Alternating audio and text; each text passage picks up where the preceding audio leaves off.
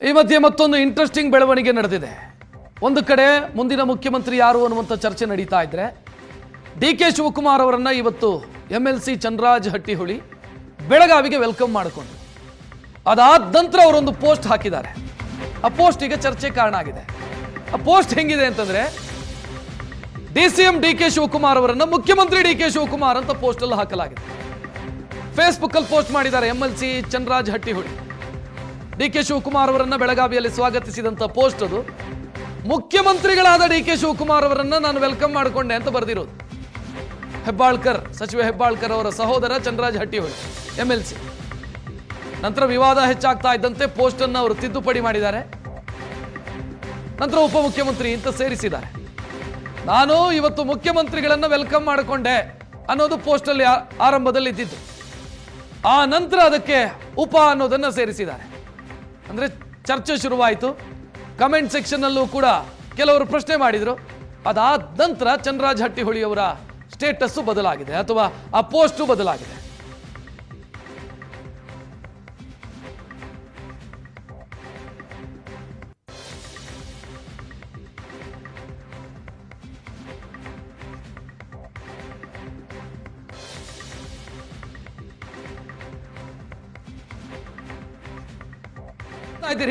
ಇದು ಆರಂಭದಲ್ಲಿ ಹಾಕಿದಂತ ಪೋಸ್ಟ್.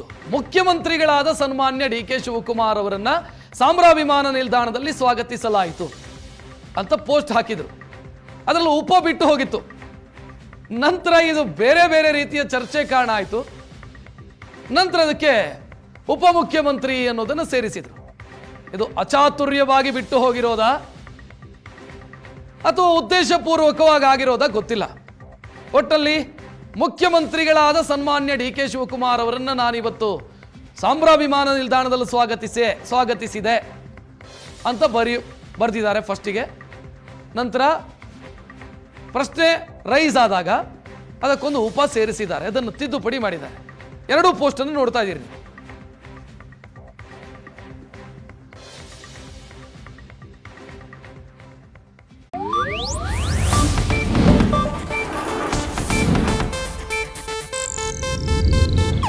ಇದು ಏಷ್ಯಾನೆಟ್ ನ್ಯೂಸ್ ನೆಟ್ವರ್ಕ್ ಪ್ರಸ್ತುತಿ.